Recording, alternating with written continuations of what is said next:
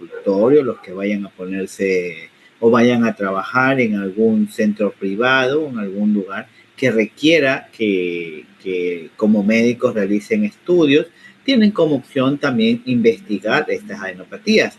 No muchas veces los médicos de consulta demandan ecografías por adenopatía, cuando es importante que se evalúen cada una de estas y estadificar cada una de estas dependiendo de cada caso.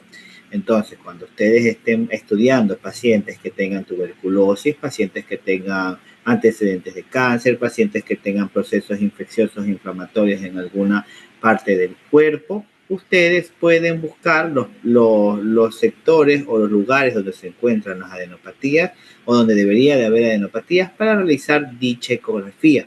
Eso es un estudio completo del paciente, un estudio en el cual ustedes están valorando todas las aristas de la patología del mismo y poder relacionarlo.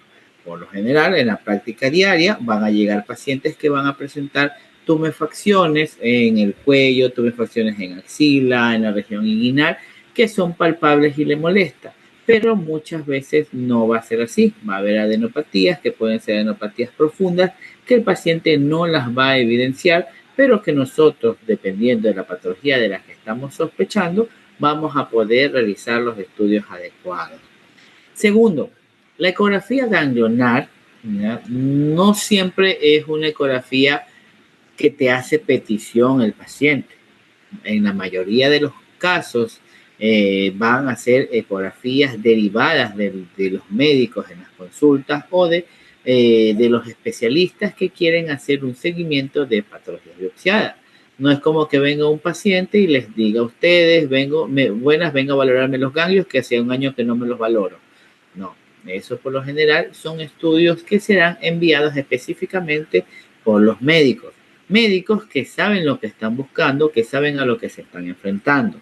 Por ende, ustedes también a partir de ahora van a saber qué buscar, van a saber correlacionarlo con los antecedentes del paciente, buscar exactamente en qué planos está esa patología y a su vez, si es que ustedes están en el sector público o están recibiendo un paciente que en algún lado no se tomaron la delicadeza o el interés de leer la historia clínica o atenciones pasadas, en el cual se evidencian patologías que pueden debutar en adenopatías, ustedes traten de tomar la posta y hacer un excelente trabajo. Ustedes no saben cuántos pacientes llegan a la consulta diaria que ya tienen antecedentes de alguna patología hace años y no se han tomado la molestia de por lo menos mandarles una ecografía para poder ver cómo está todo o una ecografía de control. Entonces, mucho ojo, la idea es que ustedes sean diferentes a los demás médicos, tengan ese punto o ese plus de examinar al paciente de forma integral, al paciente que necesite valorar si es que hay o no hay un proceso metastásico. Pues bien, el día de hoy vamos a reconocer las principales cadenas ganglionares. Ya las conocimos anteriormente, hoy las vamos a terminar de remarcar, bueno, más que todo el día de mañana que vamos a ver los planos, pero el día de hoy vamos a correlacionarlos con las distintas patologías. Vamos a ver los planos ganglionares cervicales, planos ganglionares axilares, inguinales, mediastínicos y retroperitoneales. Además de que esto nos va a ayudar a correlacionarlos con su relevancia clínica. Recuerden que todo el cuerpo humano es un conjunto que va a reaccionar ante cualquier patología. Vamos a describir la apariencia ecográfica normal versus la apariencia patológica de los ganglios. Ya lo hemos repetido hasta el cansancio, hemos visto patología ganglionar desde que estábamos estudiando cuello, estudiamos mama. Ahora vamos a enfocarnos en qué patologías van a afectar estos ganglios y cómo van a lucir de forma patológica. Precisamente para cuando ustedes hagan una ecografía y evidencien dicha imagen, puedan correlacionarla, estudiarla y describirla. Algo muy importante para que el cirujano realice las linfadenectomías. ¿Qué vamos a hacer también el día de hoy? Vamos a diferenciar los ganglios benignos de los malignos. Algo muy importante, porque el médico oncólogo, el médico especialista, el mastólogo, el ginecólogo, el gastroenterólogo en el caso de patologías abdominales o incluso el dermatólogo necesita saber si los ganglios están adecuados o no, porque precisamente es aquí donde se va a distribuir a través del torrente sanguíneo y va a enviar células malignas a otras partes del cuerpo, y es lo que hay que prevenir que pase, porque una vez que el paciente inicia un cuadro de metástasis, va a ser mucho más complicado y duro el tratamiento para el paciente, e incluso los cuales pueden no sobrevivir. Entonces, mucho ojo en los pacientes que ustedes están revisando, que no se les pase ni una. Yo sé que es bastante difícil y bastante presión la que ustedes van a llevar sobre sus hombros si están haciendo una ecografía buscando algún tipo de metástasis, pero ustedes tienen que ser minuciosos. Si no tienen TOC o no son bastante minuciosos, pues van a tener que desarrollarlo en este aspecto para que no cometan errores. ¿Cuáles van a ser las patologías ganglionares más comunes? ¿Ya? Primero, tenemos que ir clasificando las linfadenopatías. Es decir, vamos a tener patologías reactivas o linfadenopatías reactivas, las cuales van a ser, como su nombre lo indica, secundarias a un proceso infeccioso, a un proceso inflamatorio, como lo mencionaron algunos de sus compañeros. Pacientes que tienen por ejemplo, un pie diabético, pacientes que tienen un absceso cutáneo, pacientes que tienen una tiroiditis infecciosa, pacientes que tengan una otitis, pacientes que tengan infecciones purulentas en cualquier parte del cuerpo o procesos inflamatorios, vamos a encontrar estas adenopatías. Morfológicamente vamos a evidenciar ganglios, ya que van a estar agrandados, pero que van a todavía preservar su hilio central y su hilio graso. Por ejemplo, miren aquí como podemos ver que su corteza va a estar engrosada, pero vemos claramente el hilio que no ha cambiado, ya que no está desplazado y que tiene su vascularidad correcta. Este de aquí, por ejemplo, es una adenopatía en la región inguinal izquierda. ¿Cuáles van a ser los ejemplos que podemos tener en esta patología? Como ya les mencioné antes, pacientes que tengan infecciones virales, pacientes que hayan pasado un proceso inflamatorio, pacientes que tengan cuadros de faringitis o faringoamigdalitis, son los primeros en los que vamos a evidenciar dichos ganglios. También vamos a tener las linfadenopatías infecciosas específicas.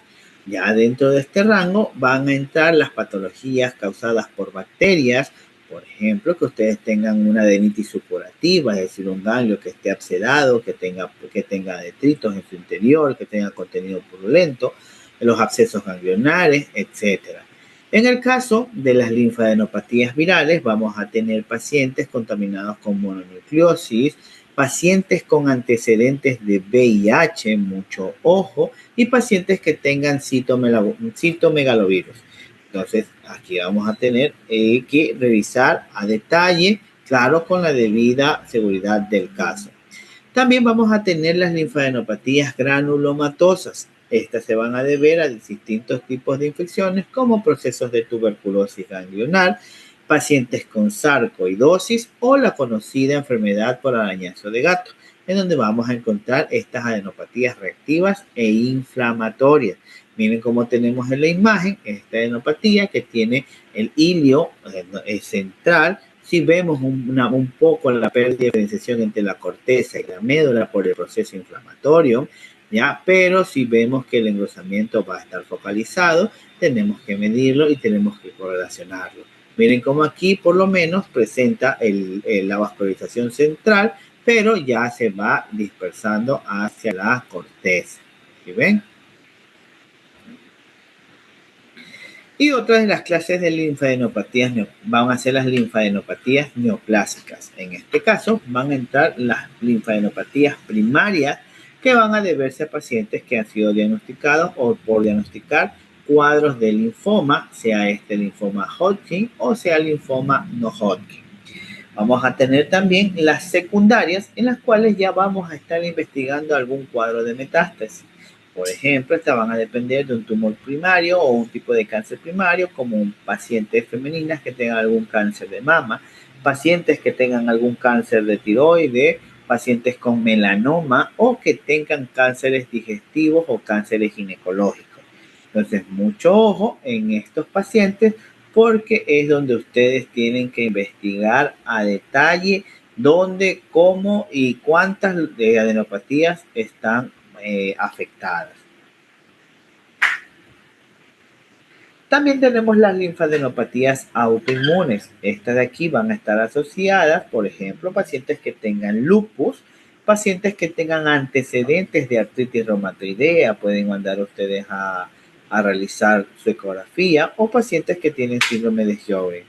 También vamos a encontrar en estas patologías un patrón ecográfico que va a ser característico de ganglios reactivos, van a verse múltiples y van a ser simétricos.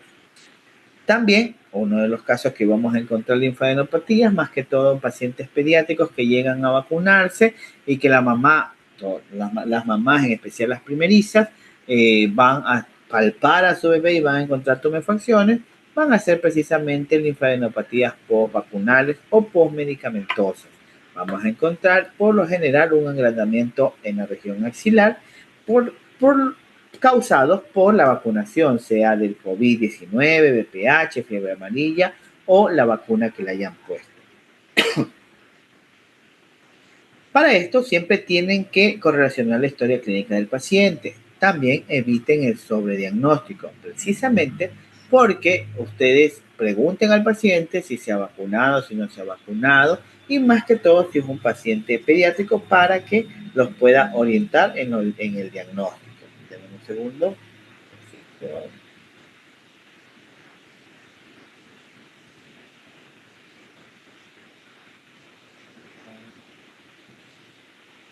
Ya. Listo, perdón. A ver, entonces. Ahora, vamos a repasar las cadenas ganglionares, muy importante. ¿Quién me describe la cadena ganglionar cervical? De los que no han participado. A ver, doctora Andrea.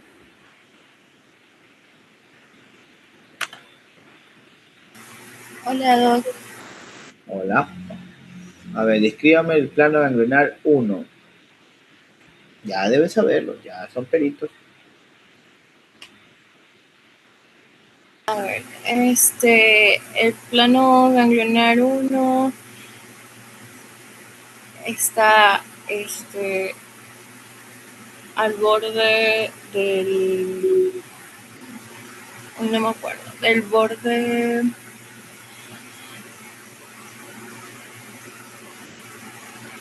de la mandíbula, la parte inferior, el borde de la mandíbula, con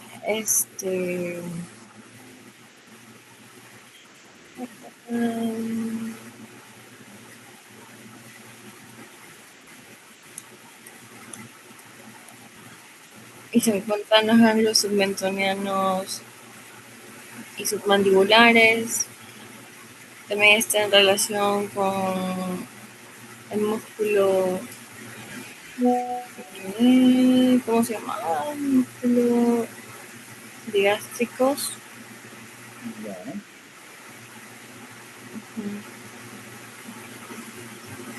¿Qué drena aquí?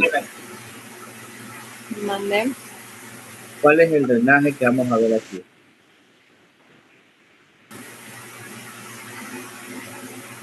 No lo he entendido, perdón. ¿Cuál es el drenaje de esta sección? ¿De dónde va a provenir?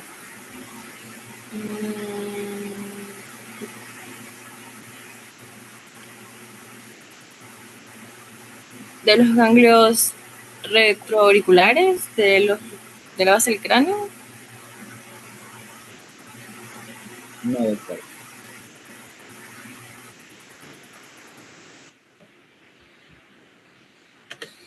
A ver, Vamos a repasar los planos ganglionares. Veo que no han quedado claros. Vamos a tener el plano ganglionar 1 al 6. El plano ganglionar 1 va a estar dividido en 1A, 1B y va a estar por debajo del mentón y va a estar dividido por el músculo digástrico. Ya en esta sección vamos a tener el drenaje de la cabeza, el cuello, de la cavidad oral, de la tiroides y la faringe. Lo que implica que si hay alguna patología maligna o benigna, infecciosa, en alguna de estas secciones, vamos a encontrar adenopatías en esta sección. Por lo general, esta área va a ser frecuente de metástasis de pacientes con carcinoma de cabeza y cuello. Perdón. ¿Ya? Vamos a tener plano 2, plano 3, plano 4, ¿ya? Plano 5, plano 6. Y vamos a tener el plano 7 que va a estar posterior a la horquilla external. Estos planos, por lo general, el plano 2, plano 3 y plano 4 van a estar en relación a la yugular. Por eso se los va a llamar yugulares altos, medios y bajos. En la parte posterior va a estar separado por el esternocleidomastoideo y el trapecio y va a ayudar al drenaje del cuero cabelludo. En estas secciones vamos a tener el drenaje de la orofaringe, del esófago anterior y posterior. Vamos a tener el drenaje de la tráquea. En la sección 6 vamos a encontrar también los ganglios pretraqueales, paratraqueales, ¿ya? Y van a estar también el drenaje de la glándula tiroides. Por favor, estudien bien los planos. Recuerden que es pregunta de examen. También vamos a tener las cadenas axilares. Las cadenas axilares van a ir desde el 1 hasta el 3. En esta sección vamos a encontrar el drenaje de las mamas, de la pared torácica y del miembro superior. Lo que implica que si nosotros tenemos algún tipo de infección, como las que mencionaron sus compañeros, como la patología del jardinero, abscesos, etcétera, van a drenarse en esta sección y aquí es donde vamos a ir encontrando adenopatías. También, si es que encontramos lesiones mamarias, si encontramos lesiones torácicas, van a terminar aquí y van a ser un punto de estadificación. Esta sección de aquí va a ser crítica en pacientes femeninas que se esté investigando cáncer de mama, porque aquí según la clasificación TNM tenemos que estadificarlos dependiendo del plano axilar en el que está. Recuerden que el plano axilar se va a dividir desde, según la ubicación del pectoral menor.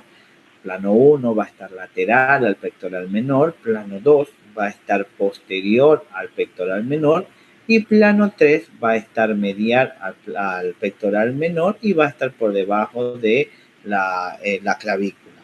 Así que mucho ojo. También tenemos los planos inguinales. Estos de aquí van a ser superficiales y van a ser planos profundos. En esta sección vamos a tener el drenaje de las extremidades inferiores, de las áreas genitales externas y de la región glútea. Pacientes que tengan infecciones genitales, salpingitis, cervicitis, que tengan infecciones de vías urinarias, pacientes que tengan abscesos testiculares, pacientes que tengan cáncer de pene, lesiones de cáncer de testículo, pacientes con cáncer de útero, es muy posible que encontremos adenopatías en esta sección. Entonces, si ustedes sospechan que su paciente tiene alguna patología, procuren enviar alguna ecografía de partes blandas para investigar dichas adenopatías. Esto de aquí va a ser un sitio bastante común en el caso de pacientes con infecciones. Pacientes que se asustan de la noche a la mañana, que indican que tienen una bolita, que tienen miedo de que sea una hernia, pero al momento de que ustedes están haciendo la ecografía, resulta, pasa y acontece que son adenopatías. Mucho ojo, no se olviden de enviar estudios. También en esta sección vamos a tener pacientes que tienen antecedentes o que tienen cáncer, melanoma. Ya vamos a encontrar metástasis aquí de este tipo de cáncer y también de los cánceres genitourinarios. Vamos a tener también los planos ganglionares mediastínicos. Estos de aquí van a ser muy difícil de verlos con el transductor, sea el transductor lineal, el transductor convexo, ya precisamente porque van a estar en el mediastino, es decir, van a estar detrás del tórax, bueno, en el interior de la caja torácica, que van a seguir el árbol traqueal. Aquí vamos a encontrar el drenaje pulmonar y vamos a evidenciar el drenaje torácico. Es decir, aquí vamos a encontrar múltiples ganglios, múltiples adenopatías, dependiendo de dónde están viniendo. Para investigar esta sección, nosotros tenemos otros estudios que nosotros no realizamos, pero por ejemplo, ya los más conocidos van a ser la tomografía, la resonancia magnética, pero los más accesibles van a ser, por ejemplo, una ecografía endobronquial. Se introduce una cámara ecográfica con ultrasonido en los bronquios y se realiza la investigación de dichos ganglios. También tenemos los planos ganglionares, bueno, los grupos ganglionares abdominales y los retroperitoneales. Estos de aquí, al igual que los de las cajas torácicas, van a ser bastante complicados de que ustedes los puedan valorar con la vía transabdominal. Si el paciente no es delgado, es decir, es un paciente gordito, paciente que tiene mucho panículo adiposo, muy posiblemente no puedan realizar muy bien la ecografía transabdominal, por lo que ustedes tienen que sugerir una ecoendoscopía o ya, si está dentro del alcance del paciente, una tomografía. Aquí vamos a encontrar el drenaje de las vísceras abdominales, va a drenar los riñones e incluso va a ver el drenaje de las gónadas. Aquí va a ser un sitio común de linfomas, pacientes que tienen metástasis de tumores gastrointestinales o pacientes que ya están cursando algún tipo de cáncer ginecológico. Mucho ojo, pacientes que tengan vómitos, pacientes que incoercibles, pacientes que tengan adenopatías en otras partes del cuerpo, investigar también en región retroperitoneal y abdominal. Ahora, ¿cuáles van a ser los puntos claves para ustedes al nivel de ecografía?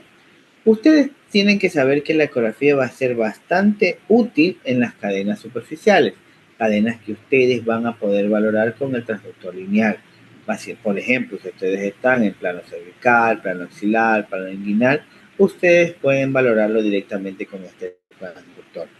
Pero en el caso de que ustedes estén viendo patologías más profundas, por ejemplo, que estén pacientes que tengan un antecedente de cáncer gástrico, cáncer de colon, cáncer de próstata, cáncer de riñón, es bastante común aquí en Ecuador el cáncer de riñón, ya ustedes soliciten una ecoendoscopía, es decir, van a hacer una ecografía en el cual van a introducir una cámara por esófago y van a investigar por dentro.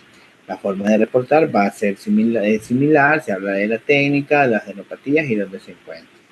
¿Qué es lo que tienen que hacer ustedes? Si es que ustedes algún rato asisten a este tipo de ecografías o las logran realizar, tienen que documentar la localización precisa del ganglio. No se olviden, es importante para el cirujano saber en dónde está localizado para poder extirpar.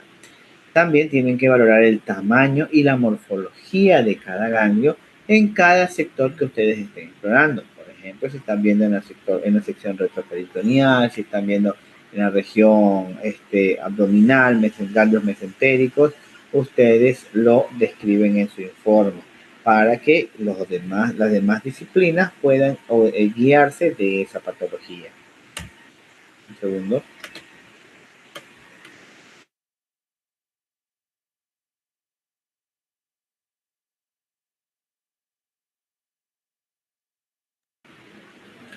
Perdón.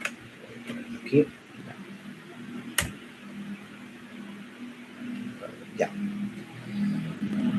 Ahora, vamos a hablar acerca de cada una de las adenopatías. Primero vamos a tener la linfadenitis reactiva inespecífica. En este de aquí vamos a encontrar que el ganglio estará aumentado de tamaño y que va a ser una respuesta a estímulos inflamatorios inespecíficos. Es decir, es típico paciente que a usted le llega que no tiene nada de clínica, pero pero presenta una tumefacción en alguno de los planos. Es una adenopatía inespecífica. Por lo general, esto va a estar ligado a una infección viral, a un problema respiratorio, alguna infección o algún trastorno cutáneo o algún trastorno sistémico. ¿Cuáles van a ser las características clínicas? Por ejemplo, ustedes van a encontrar en este paciente que dicha adenopatía va a ser palpable. va a ser dolorosa e incluso va a ser móvil. También el paciente va a venir con un cuadro febril inespecífico, es decir, va a tener fiebre, pero ustedes no van a saber por qué él tiene fiebre o no van a encontrar la razón adecuada a la primera inspección con el paciente. Por ejemplo, pacientes con una infección reciente o una inflamación local.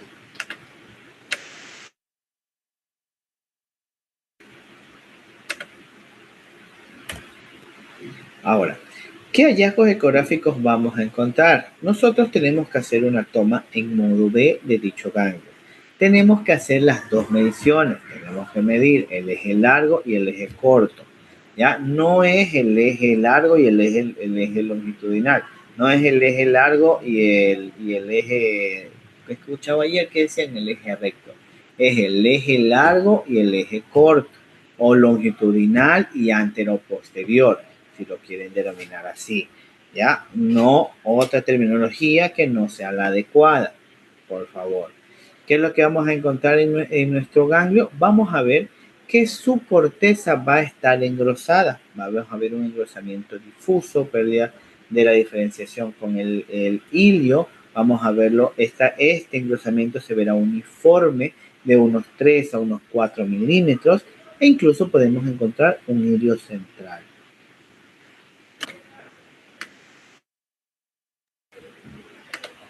¿Qué vamos a encontrar al Doppler vascular? Pues vamos a encontrar un ganglio que tendrá una vascularización iliac aumentada. Vamos a encontrar ese ganglio que estará hiperémico, lo que corresponderá a un proceso inflamatorio.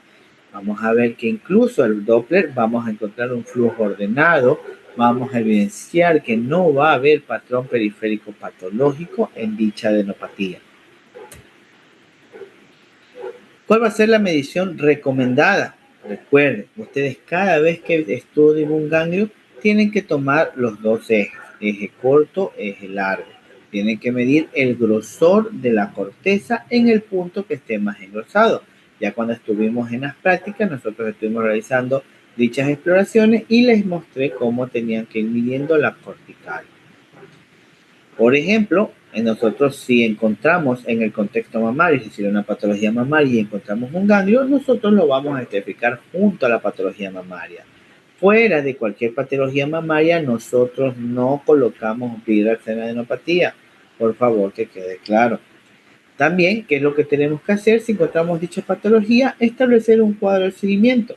Por ejemplo, una patología de adenopatía inespecífica va a estar un seguimiento entre los 4 y los 6 meses. Normalmente los ganglios se demoran en desinflamar, por lo que es probable que lo encuentren en la siguiente consulta.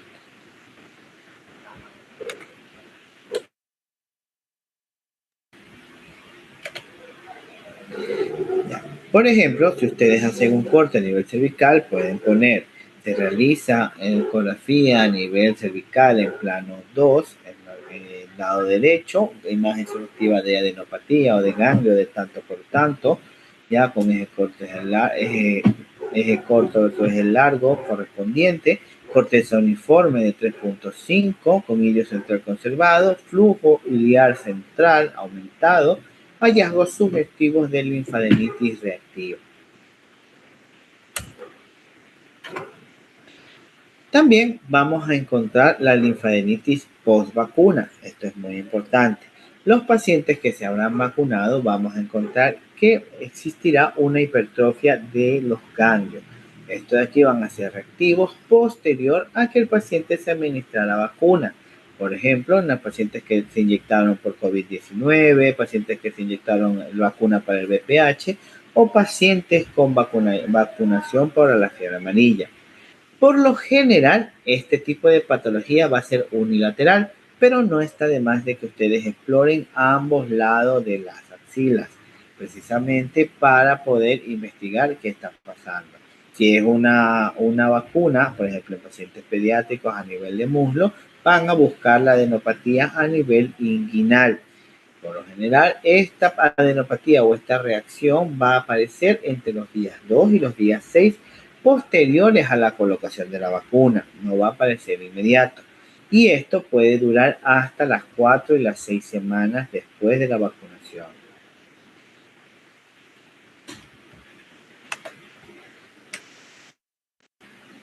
Además de que en ciertos casos también este tipo de adenopatías puede durar hasta 4 e incluso hasta las 12 semanas. También cuando ustedes vayan a explorar es posible que encuentren un ganglio que sea sensible y que sea móvil. ¿Qué vamos a encontrar ecográficamente? Vamos a ver que el ganglio se verá ovalado o tal vez discretamente ovalado, que tendrá una corteza engrosada, difusa. Miren como aquí casi que el hilo está desaparecido, a pesar de que está central, el hilo está adelgazado, e incluso vamos a ver que los bordes del ganglio van a estar bien delimitados. Al ecodoppler vamos a encontrar un aumento de la vascularización iliar que incluso puede extenderse hasta la corteza con un patrón ordenado. Miren aquí esta adenopatía.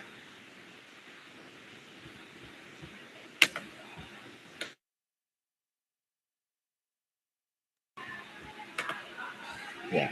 ¿Qué es lo que ustedes tienen que hacer si se topan con un paciente que tiene una linfadenitis posterior a la vacuna?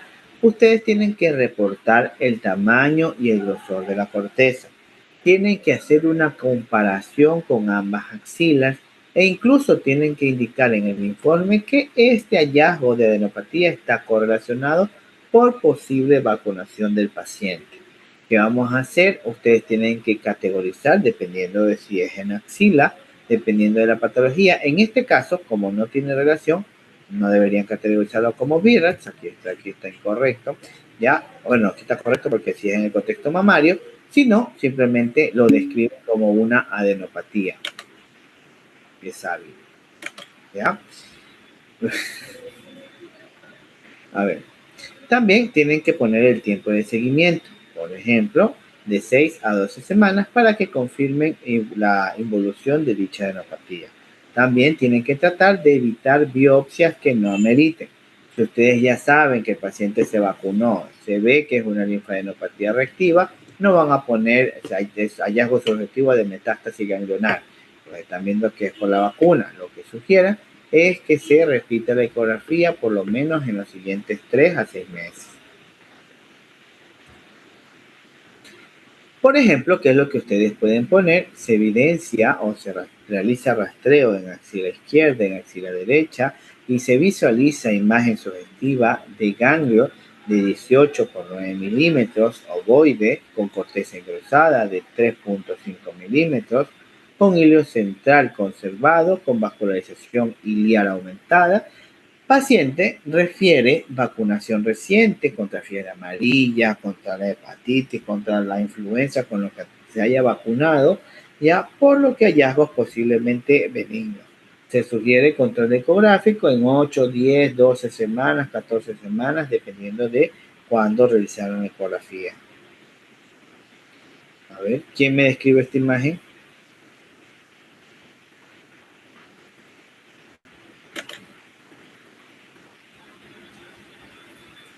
Vamos a escoger. Doctora Adriana. Presente. Buenas noches, doctora. Describe las imágenes. Buenas noches. Buenas noches. Bueno, bueno, se visualiza ganglio. ¿Esas Desde el, medidas están correctas? desde el principio.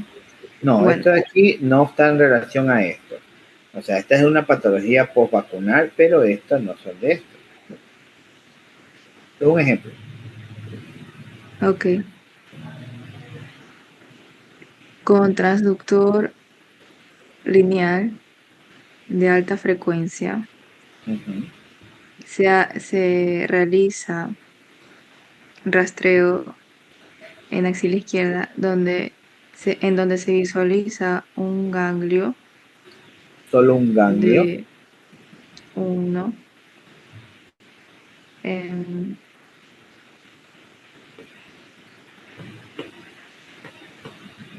es que no sé si es la misma imagen, pero diferente o son más. A ver, esta O sea, imagen, diferente. ya, esta imagen es igual que esta, pero con Doppler Ah, vascular. ya. Esta es igual que esta con Doppler vascular. Entonces se visualizan dos ganglios. Dos nomás. Sí, a ver, no. Uno, el de arriba es uno y abajo se ven dos ganglios en cada imagen. Ya, ¿Cuál vamos a describo? contar. A ver, aquí hay uno, aquí hay Ah, dos, bien. aquí hay tres, aparentemente, un Tres. tercero, ¿sí? Aquí se ve uno pequeñito, cuatro, ¿sí? Usted tomó estas imágenes, ahora está haciendo su informe. Bueno, en donde se visualizan cuatro ganglios en los cuales, y procedo a describir el de la primera imagen que tomé, el Ya, cual, el cual no tiene hilio. Bueno, estoy escribiendo el primero, el cual no presenta hilio y tiene una corteza engrosada de tanto por tanto. De ahí procedo a describir los otros ganglios que hallé y describo la otra imagen. Se visualiza un ganglio. Voy a escribir el de la imagen C, el que está a la izquierda, a ver, de corteza engrosada, el cual no se visualiza hilio, que ya, mide tanto por tanto. Ahí le pongo Doppler, veo si tiene vascularización o no. De ahí procedo a describir otro ganglio. Veo un ganglio de mayor tamaño, el ya, cual se ve grandecito. Pongo ganglio aumentado de tamaño, el cual presenta una corteza engrosada y el hilio desplazado a la periferia. No sé cuánto mide, pongo las medidas, le pongo Doppler y veo si está vascularizado. ¿Está vascularizado? ¿cuál? Aquí El está, de la imagen de... No, ¿verdad? este. Disculpe. ¿Cuál estás describiendo? El de la imagen de... El de la derecha, el grande. Este, este. Ajá. No, no tiene, no está, No no está tiene vascularizado. vascularización. Mm, Asegura que según no yo, está vascularizado. según yo, no. Seguro. Porque abajo ¿Y hay otro. qué es esta línea roja? Eso, bueno, entonces presenta bueno, hilio desplazado en la periferia, el cual presenta vascularización central. Ya, Ya dije aumento de tamaño. ya, Ya, y hay otro abajito en imagen D en la parte inferior derecha. ya, Ya, y ese procedo a describirlo. Se encuentra un cuarto ganglio aumentado de tamaño ¿dónde está? Este, con, sí, este me parece un vaso más bien. es un vaso. Me da la impresión. ¿Sí? Ah, bueno. Ahora, te lo hago más fácil. Si hubieras puesto, en vez de escribir cada ganglio, en este caso hubieras puesto, se visualizan múltiples imágenes o múltiples adenopatías o múltiples imágenes sugestivas de ganglios con cortical aumentada, engrosada, aumentados de tamaño, siendo el de mayor tamaño y describes el más grande, bla, bla, bla, porque tiene las mismas características y fue un paciente que se vacunó, pues ya sabemos qué es. Ah, bueno, y si yo no sé si se vacunó. Estamos en la parte de linfadenitis postvacunal. Sospecho que se vacunó. Está Bueno, bien. bueno. A ver, son las 9:03. Vamos a tomar un break. 9:23. Ya, doctora, un momento. 9:23 nos volvemos a conectar. Déjenme un segundo, abrir el taller para la doctora que recién se conectó. Déjenme un segundo. Doctor, una pregunta.